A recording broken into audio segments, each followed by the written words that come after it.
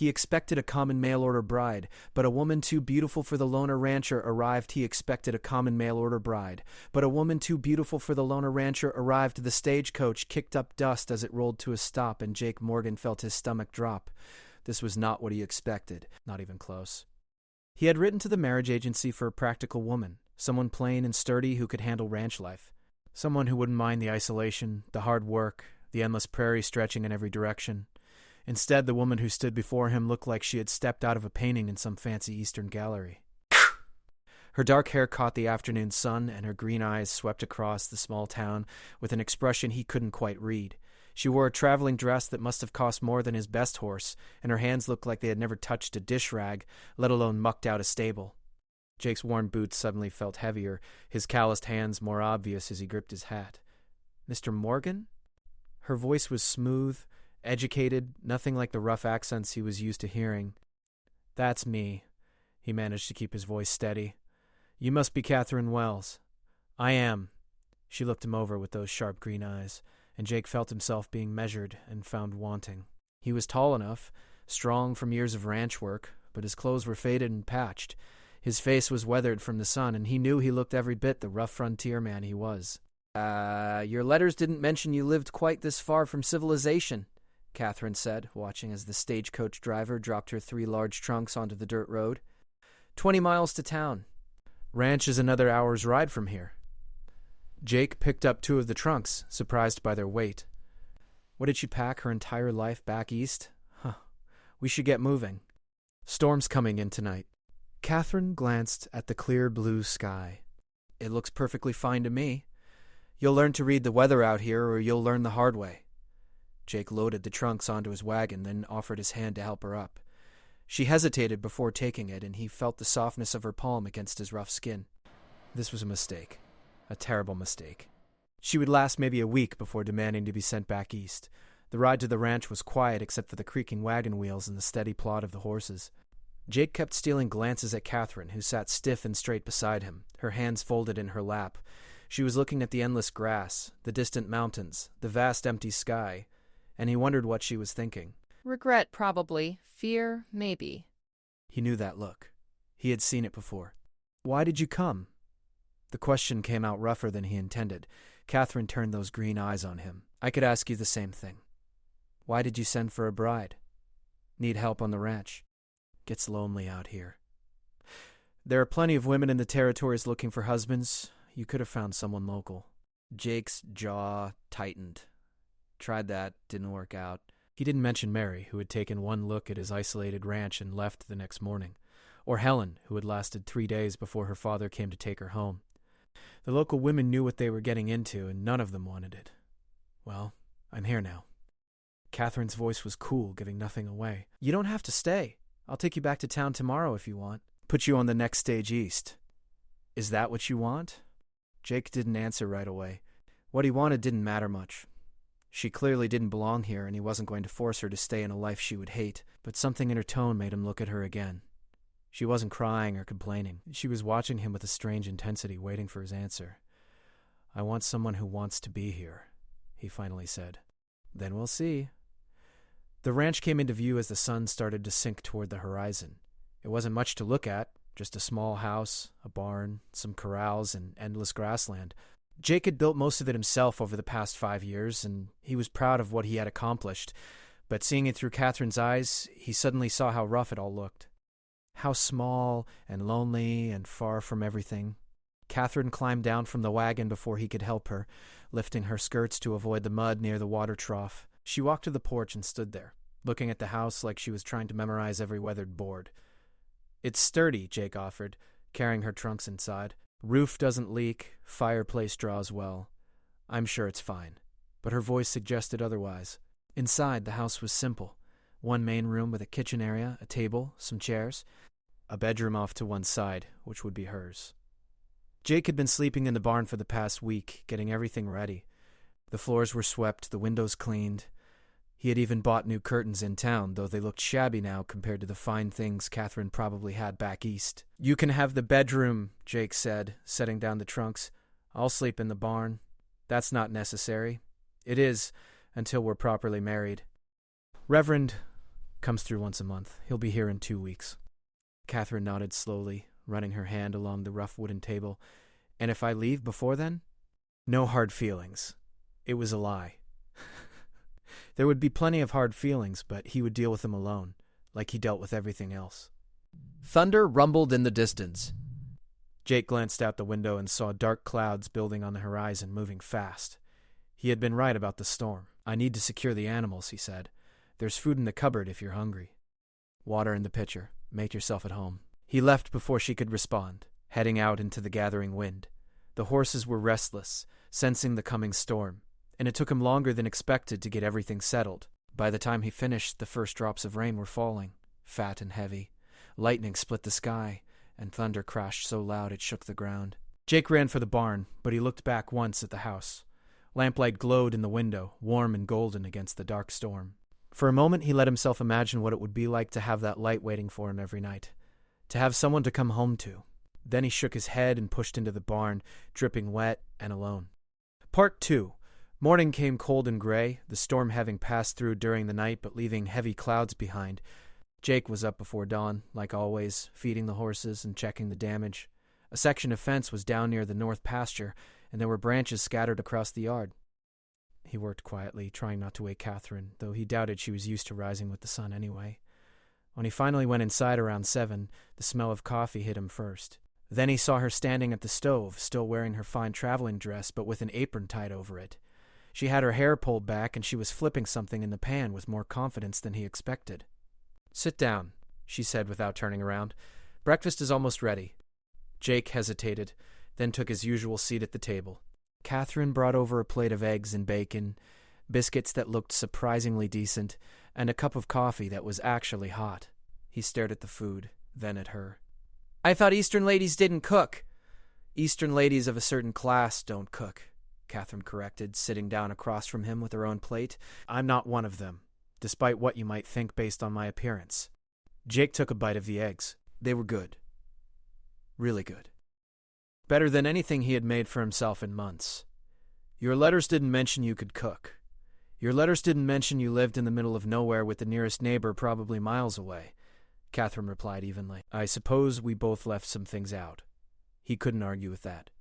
They ate in silence for a few minutes, the only sound the scrape of forks against plates and the wind whistling around the eaves of the house. "What happened to your fence?" Catherine asked eventually. "Storm knocked down a section. I'll fix it today." "How long will that take?" "Most of the day, probably." "Why?" Catherine stood and started clearing the plates. "Because if I'm going to be stuck here for 2 weeks waiting for the Reverend, I might as well make myself useful." "What else needs doing?" Jake was so surprised he didn't answer right away. She turned to look at him, one eyebrow raised, waiting. She was beautiful, there was no denying that. But there was something else in her expression now, something he hadn't seen yesterday. Determination, maybe. Or stubbornness. "Garden needs weeding," he finally said. "Chickens need feeding. There's mending piled up that I haven't gotten to. But you don't have to do any of that." "You're not a servant." "No, I'm supposedly going to be your wife." "Which means this will be my home too, at least for the next 2 weeks. I prefer to be useful."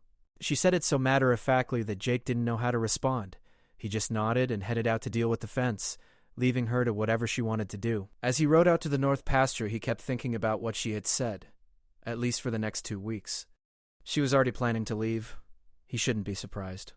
He had expected it, but somehow it still stung. The fence repair took him longer than expected. The storm had done more damage than he initially thought, and by the time he finished, the sun was high overhead and his stomach was growling. He headed back to the house, dirty and tired, expecting to find Catherine sitting inside looking bored or frustrated or ready to demand he take her back to town. Instead, he found her in the garden, on her hands and knees in the dirt, her fancy dress hiked up and tied with a piece of rope.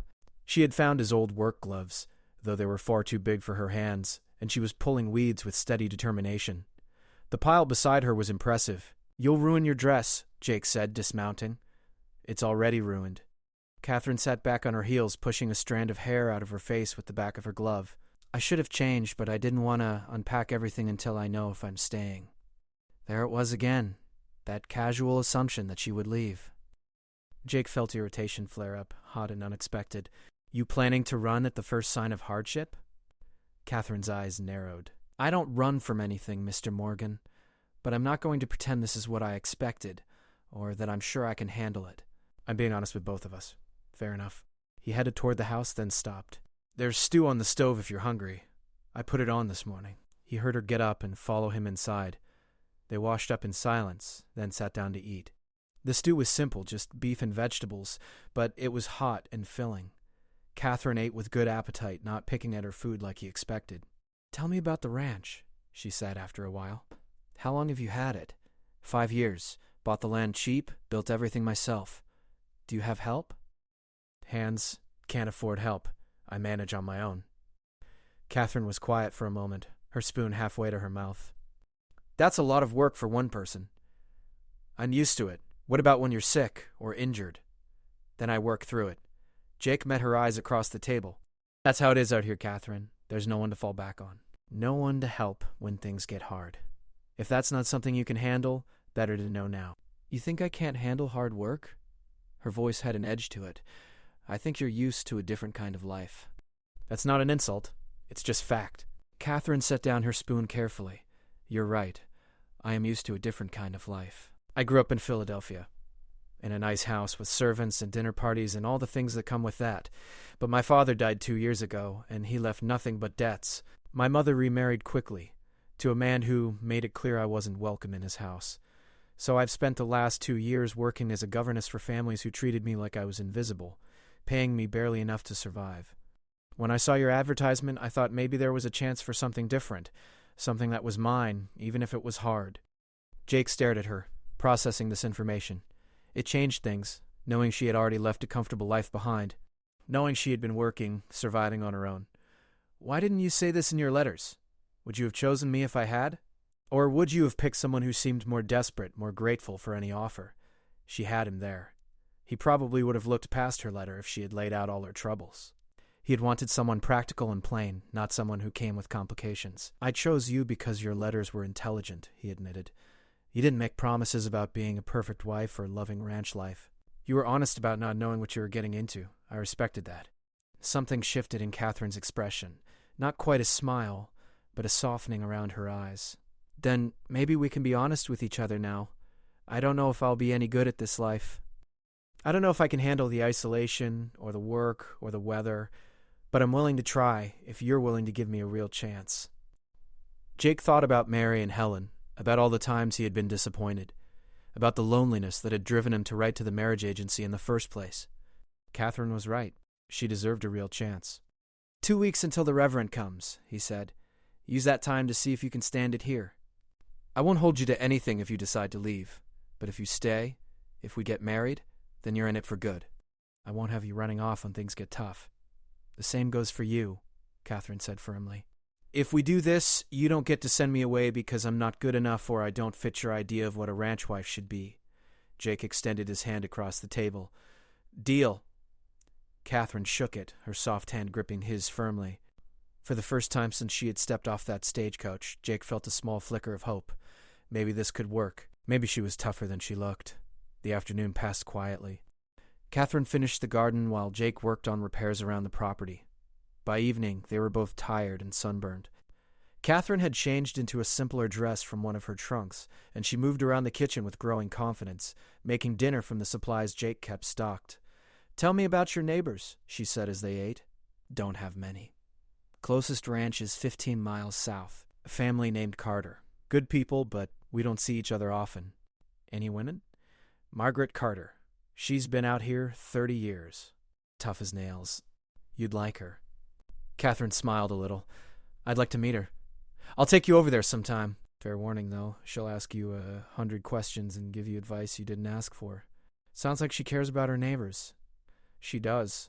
This place would be a lot harder without people like her. They talked more as the evening wore on, sharing small pieces of their lives. Catherine told him about the books she loved, the music she missed from the city. Jake told her about the seasons on the ranch, the wildlife, the way the prairie looked during the sunset. It was easier than he expected talking to her. She listened when he spoke, asked real questions, seemed genuinely interested. When it got late, Catherine stood and stretched. I should get some sleep. Thank you for dinner. You made dinner, but you provided everything for it, so thank you. She disappeared into the bedroom, and Jake heard her moving around, unpacking a few things. He sat at the table for a while longer, listening to the familiar sounds of the house settling, the wind outside, the distant call of an owl. But now there were new sounds too. The soft footsteps of someone else in his house, the rustle of fabric, the sound of another person breathing in the next room. It should have felt strange. Instead, it felt right. Jake stood and headed out to the barn, but for the first time in months, he didn't feel quite so alone. Part 3, the next few days fell into an unexpected rhythm. Jake woke before dawn and did the early chores while Catherine slept. By the time he came in for breakfast, she was up and cooking, and they ate together before starting the day's work. Catherine proved to be more capable than he had given her credit for. She learned quickly how to feed the chickens without getting pecked, how to milk the cow even though she complained about the smell, how to identify which plants in the garden were weeds and which were vegetables. But there were struggles too. The third day, Jake came back from checking the water levels in the creek to find Catherine sitting on the porch steps, her head in her hands. He approached cautiously, not sure what to do if she was crying. "What's wrong?" She looked up, and her eyes were dry but frustrated. "I burned the bread, the whole batch, and I broke 3 eggs trying to collect them this morning, and I can't get the stain out of the shirt you asked me to mend." Her voice cracked slightly. "I'm terrible at this." Jake sat down beside her on the steps. "You've been here 3 days. That's not an excuse. It's a reason. Nobody's good at things they just started learning." Catherine shook her head. "You are. I watch you work, and you know exactly what to do. You don't hesitate or make mistakes."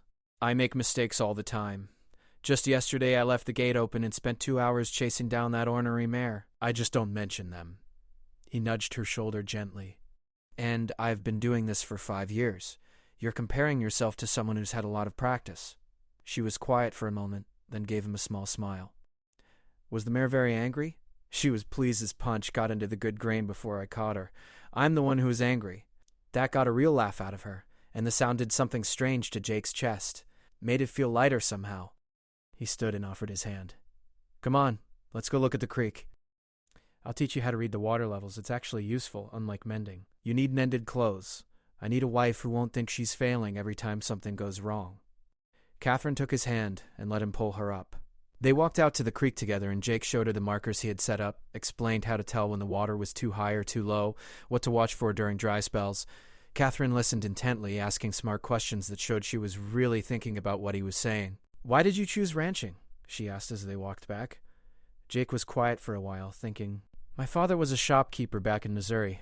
Respectable job, steady income, but he was inside all day every day for 40 years. When he died, I realized I didn't want that life. I wanted something that was mine, where I could see the results of my work, where I could be outside under the sky instead of trapped between walls. Don't you get lonely?" "Sometimes, but I figured loneliness was better than feeling trapped." "I understand that." They walked the rest of the way in comfortable silence. When they got back to the house, Catherine headed inside to start dinner, while Jake took care of the evening chores. He found himself working faster than usual, wanting to get back inside, to sit at the table with her and talk about nothing and everything. It was becoming the best part of his day. Dinner that night was simple but good. Catherine had gotten better at judging the temperature of the stove, and nothing was burned. As they ate, she told him about a book she had been reading, some novel about adventure in South America. Jake listened, enjoying the way her face lit up when she talked about stories. "Do you read?" she asked. "Some. Mostly newspapers when I get to town. Practical books about ranching. I brought some novels with me. You're welcome to borrow them. I'm not much for romance stories." Catherine laughed. "Not all novels are romances. I have books about exploration, about history, about science. I'll find you something you'd like." After dinner, instead of disappearing into her room like usual, Catherine stayed at the table while Jake worked on oiling some leather tack. She had brought out one of her books and was reading by lamplight, occasionally sharing interesting passages with him. It felt domestic in a way Jake hadn't experienced before. Comfortable, right. "Can I ask you something?" Catherine said after a while. "Sure." "You mentioned that you tried finding a wife locally. What happened?" He had hoped she wouldn't ask about that. First woman's name was Mary. Sweet girl, daughter of the general store owner. We courted for a month, and I thought she understood what she was getting into. But when I brought her out here, she took one look at how far we were from town and told me she couldn't do it. Said she'd die of loneliness. "And the second woman?" "Helen. She lasted 3 days. kept crying, saying she missed her family. Her father came and got her. Catherine was quiet for a moment. Were you in love with either of them? The question caught Jake off guard. I cared about them. I don't know if it was love. Do you believe in love? Jake set down the tack and looked at her. I believe in commitment, in working together towards something. Love's nice if it happens, but I figure respect and partnership matter more in the long run. That's very practical. You don't agree? Catherine closed her book, marking her page with a ribbon. I think you're right, that respect and partnership matter. But I also think we need something to sustain us through the hard times, something more than just duty. Like what? Like caring about what happens to each other, like wanting the other person to be happy, not just functional. Jake thought about that. You want me to make you happy? I want us to make each other happy if we decide to do this. She met his eyes steadily. I don't want a marriage where we're just two people who happen to live in the same house and divide up the work. I want more than that. Most people don't get more than that, then most people settle for less than they deserve. The conversation had gotten too deep, too fast. Jake went back to working on the tack, not sure what to say. He had never thought about marriage in terms of happiness. He had thought about it in terms of survival, partnership, practicality. But Catherine wanted something different, something he wasn't sure he knew how to give. I'll try, he finally said, the words coming out rough. I can't promise I'll be good at it, but I'll try. Catherine smiled, and it transformed her face. That's all I'm asking. The next morning, Jake woke to the sound of someone screaming. He bolted from the barn, his heart hammering, and ran toward the house. Catherine was standing outside, pointing at the chicken coop, her face pale. There's something in there, something big. Jake grabbed his rifle from inside the door and approached the coop carefully. He could hear thrashing, the panicked clucking of chickens. He opened the door slowly and found himself face to face with a young coyote, trapped inside, probably looking for an easy meal. The coyote snarled at him, cornered and desperate. Jake kept the rifle trained on it, moving slowly to give it a path to escape. After a tense moment, the coyote darted past him and ran off into the grass. Jake checked the chickens and found them all alive, if shaken. Is it gone? Catherine called from the house. Gone. Chickens are fine. She came over, still looking pale. I heard noise and came out to investigate. When I opened the door and saw it, I just froze. You did the right thing. Never corner a wild animal if you can help it. Jake secured the latch on the coop, noting where the coyote had gotten in. I'll reinforce this today. Catherine nodded, but she was still trembling slightly. Without thinking, Jake put his arm around her shoulders. You're okay. It's over. She leaned into him for just a moment, and Jake felt the warmth of her against his side. Then she stepped back, composing herself. I suppose that's part of ranch life, too. It is. You'll see coyotes, foxes, maybe even a bear or mountain lion if you're unlucky. Most times they'll leave you alone if you leave them alone. Most times? That's why I carry the rifle. They went inside for breakfast, but the mood was different. Catherine was quieter, more subdued. Jake worried that the incident with the coyote had pushed her closer to deciding to leave. It was easy to romanticize ranch life when you were safe inside reading a book. It was different when you came face to face with the reality of it. You thinking about leaving? He asked directly. Catherine looked up from her eggs. I'm thinking about how brave you are. That surprised him. I'm not brave. That's just normal out here. You face danger every day and don't even think about it. You built this place from nothing, alone. You keep going even when things are hard. She shook her head. I think that's incredibly brave. Jake didn't know what to say to that. No one had ever called him brave before. Disturbing, yes. Determined. But not brave. I want to learn to shoot, Catherine said suddenly. What? The rifle. I want you to teach me. If I'm going to live here, I need to know how to protect myself. And the chickens. Jake studied her face. She was serious. It's not easy. The rifle kicks hard. I don't care. Teach me. So that afternoon, after the chores were done, Jake took Catherine out to a clear area and set up some targets. He showed her how to hold the rifle, how to sight down the barrel, how to breathe and squeeze the trigger instead of pulling it. Her first shot went wide, and the recoil nearly knocked her over. But she steadied herself, adjusted her stance like he showed her, and tried again, and again. By the end of an hour, she was bruised and frustrated, but determined. She hadn't hit the target yet, but she was getting closer. That's enough for today, Jake said, taking the rifle. You'll be sore tomorrow. I want to try one more time. Catherine, one more. Jake handed back the rifle and watched as she took her stance, remembering everything he had taught her. She breathed out slowly and squeezed the trigger.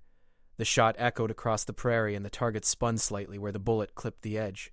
Catherine's face lit up with fierce joy. I hit it! You did, Jake couldn't help but grin. Not bad for your first day. She handed him back the rifle, wincing as she moved her shoulder. When can we practice again? Day after tomorrow. Give yourself time to heal. As they walked back to the house, Jake realized something had shifted. Catherine wasn't trying to prove she could handle ranch life anymore. She was actively learning it, claiming it as her own. It made him want to give her the world, to show her everything good about this place and protect her from everything dangerous. That night, as they sat together after dinner, Jake made a decision. Catherine, I need to tell you something. She looked up from her book. What is it? I'm glad you came. Even if you decide to leave, even if this doesn't work out, I'm glad I met you. Her smile was soft and genuine. I'm glad I came too, Jake. It wasn't a declaration of love. It wasn't a promise to stay, but it was something. And for now, that was enough. Part 4. A week into Catherine's trial period, Jake had to make a supply run to town. He asked if she wanted to come along, and she jumped at the chance. They loaded up the wagon before dawn and set out across the prairie, the sun rising red and gold behind them. The ride took most of the morning, and they talked about everything and nothing. Catherine asked questions about the land, about the other ranchers, about the town itself. Jake found himself telling her stories he hadn't thought about in years, memories from when he first came west, and everything was new and overwhelming. Were you scared? Catherine asked. Starting over in a place you'd never been? Terrified. But I wanted it more than I was afraid of it. I understand that feeling. When they reached town, Jake helped Catherine down from the wagon and felt the curious stares of everyone on the street. News traveled fast in small towns, and he knew everyone would be wondering about the beautiful woman at his side. Just ignore them, he said quietly. I'm used to being stared at. But her hand tightened on his arm. They made their way to the general store, where Margaret Carter was picking through the fabric selection. She looked up when they entered, and her weathered face broke into a broad smile. Jake Morgan, is that you? And who is this lovely young lady? This is Catherine Wells. Catherine, meet Margaret Carter. She runs the ranch south of mine with her husband. Margaret shook Catherine's hand firmly. So you're the mail-order bride everyone's been gossiping about. Don't look so surprised, dear. News travels faster than wildfire out here. It's nice to meet you, Catherine said, and Jake could tell she meant it. You settling in all right at Jake's place? It's rough out there for someone not used to it. Margaret gave Jake a look that clearly said she approved.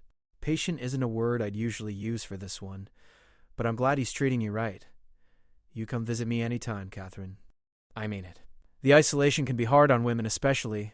It helps to have someone to talk to who understands. I'd like that very much. They spent another 20 minutes in the store, gathering supplies while Margaret peppered Catherine with questions about Philadelphia, about her family, about what she thought of Montana Territory. Catherine answered everything with grace, and Jake could see her winning Margaret over completely. As they were loading the wagon, the Reverend approached them. He was a circuit preacher who traveled between settlements, performing marriages and baptisms and funerals as needed. Mr. Morgan, Miss Wells, I heard you two were planning to marry. If Catherine decides to stay, Jake said carefully. The Reverend looked between them. I'm in town until tomorrow afternoon. If you want to move up the ceremony, I'm available. Jake felt his heart jump. He looked at Catherine, trying to read her expression. They still had a week left in their agreed trial period, but part of him wanted to ask her right now if she would marry him, to lock in this thing between them before she could change her mind. But Catherine spoke first. Thank you, Reverend, but we'd like to wait until the end of the month as planned. I want to be sure I'm ready. The disappointment hit Jake harder than he expected. He nodded and thanked the Reverend, then finished loading the wagon in silence. Catherine was quiet, too, as they left town, and Jake wondered if he had pushed too hard, hoped too much. I'm not saying no, Catherine said about 5 miles out of town. I'm saying not yet. I know. Do you? 'Cause you barely said a word since we left. Jake pulled the wagon to a stop and turned to face her. I'm trying to give you time to figure out what you want. But it's hard, Catherine. Every day I spend with you, I want you to stay more. And I know that's not fair to you putting that pressure on you, but I can't help it. Catherine looked at him for a long moment, her green eyes serious. I want to stay, Jake. I do. But I'm scared. Of what? Of failing. of not being good enough, of waking up in 5 years and regretting this decision. She looked down at her hands.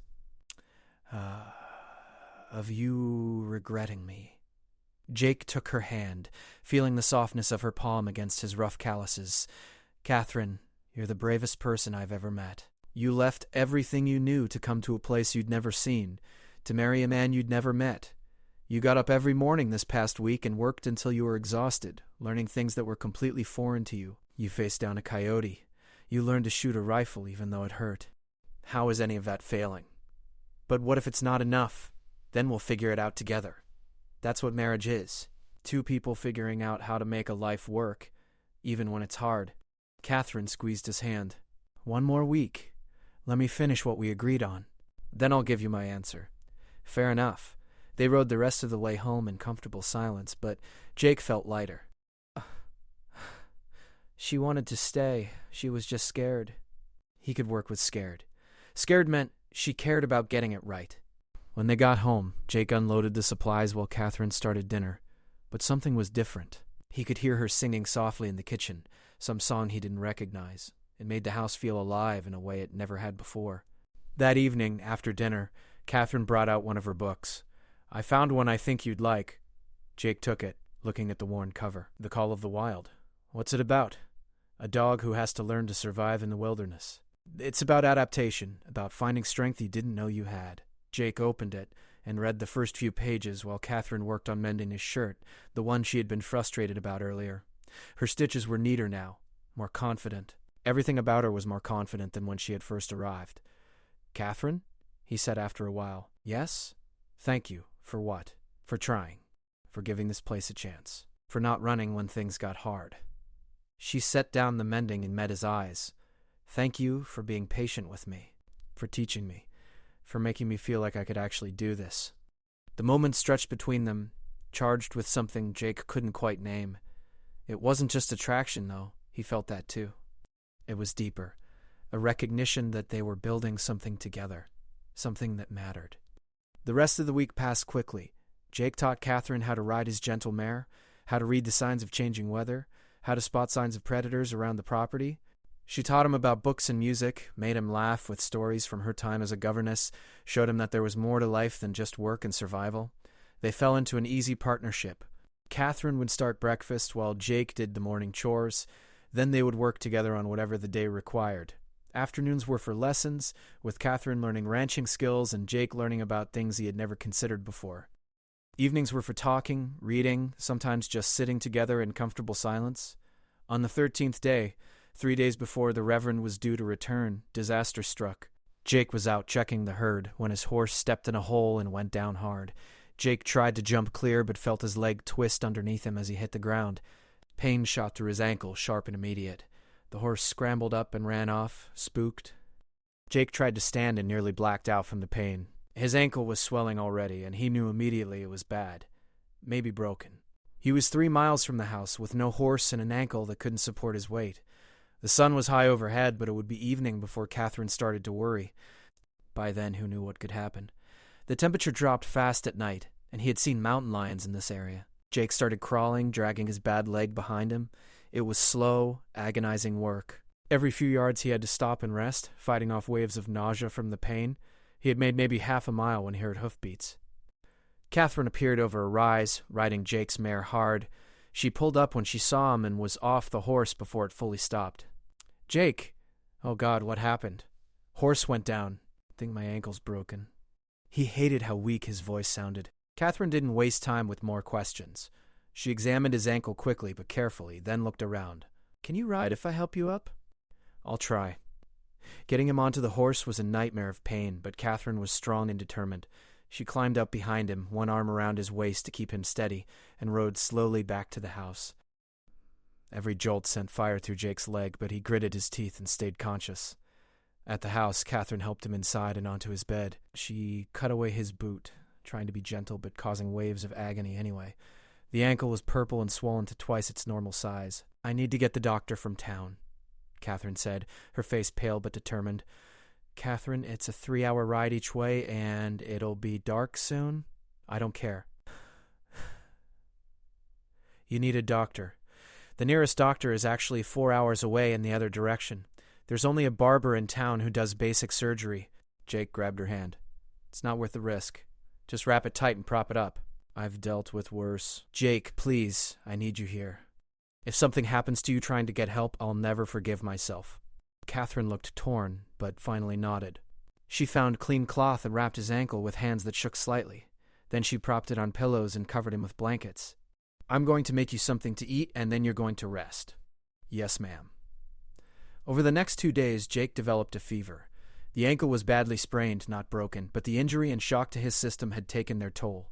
Catherine barely left his side, cooling his forehead with wet cloths, forcing him to drink water and broth, changing the wrapping on his ankle with gentle efficiency. In his fevered state, Jake rambled. He told her things he had never told anyone, about his father's disappointment when he went west, about the loneliness that ate at him during the long winters, about the fear that he would die alone out here with no one to remember he had existed. Catherine held his hand through all of it, murmuring reassurances, promising she was there and wasn't leaving.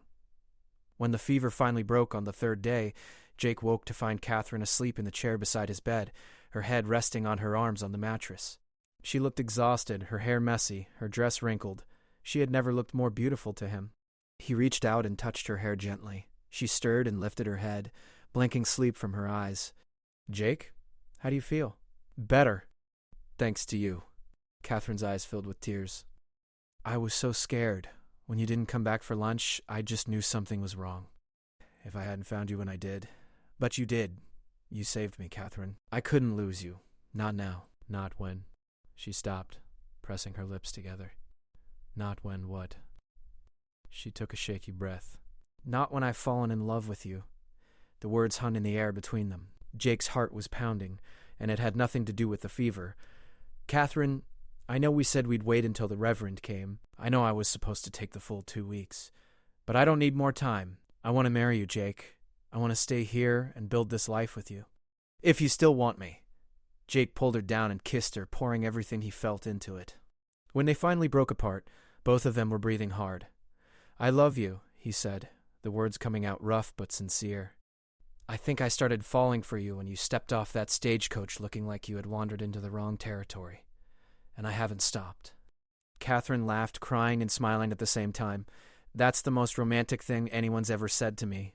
I'm not good with words. You're perfect.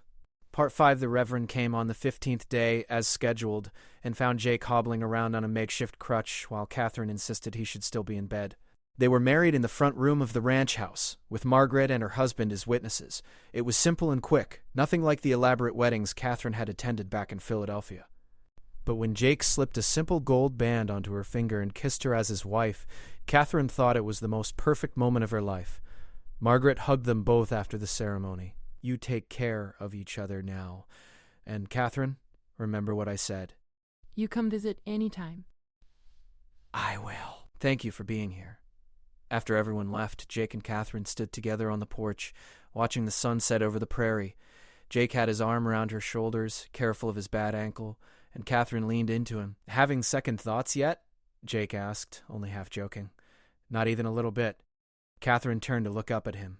What about you? I'm still not very good at most ranch things. You saved my life. I think that counts for something. She laughed and kissed him softly. I love you, Jake Morgan. I love you too.